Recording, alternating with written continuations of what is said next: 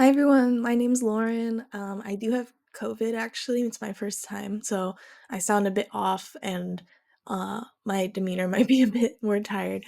But I'm here at Cal State Long Beach for my single subject teaching credential in science, and I graduated from UCSD, and my undergraduate was physiology, neuroscience, and an education minor.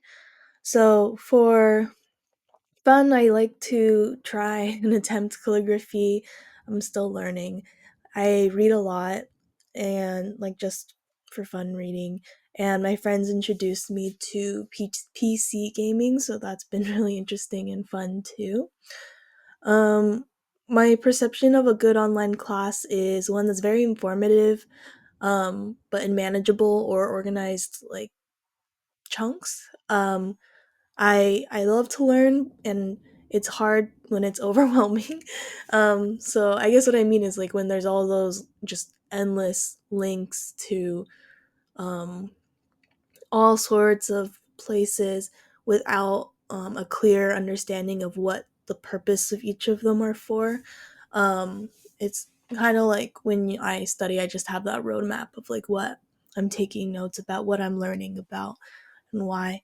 I also appreciate, especially since I finally have COVID now, flexibility in a good online class.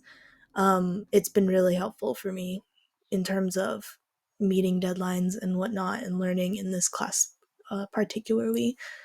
Um, in terms of the videos, from the first video, I learned it was pretty brief, like just a course content and breakdown, kind of like what the course is going to cover, and I did go to the syllabus just to get more information on that. But I feel like that first video did give a general overview of what to kind of expect to learn from this course.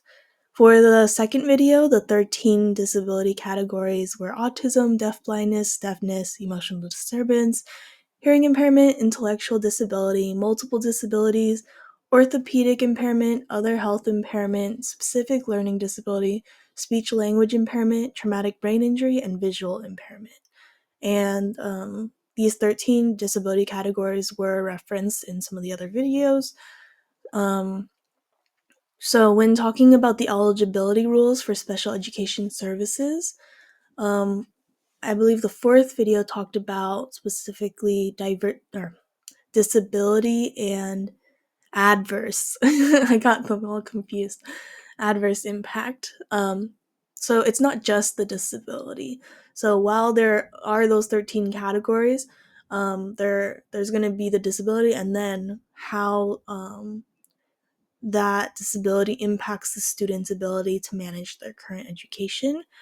And in terms of common issues associated with adolescents and disabilities, the third video talked about the idea of autonomy and happiness, um, and the eligibility, I believe. But the big one with happiness is the issue with the conception or misconception of happiness in people with disabilities is that there's this assumption that people with disabilities are not as happy when in fact they are just as happy as people without disabilities.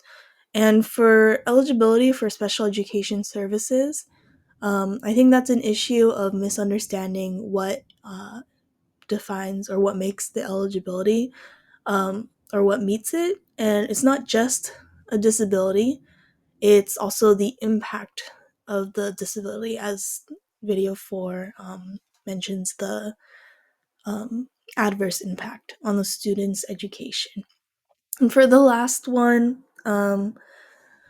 for people first language, it's important because it emphasizes the person first rather than the identity. So that way the identity like literally comes second to the person when using person first language.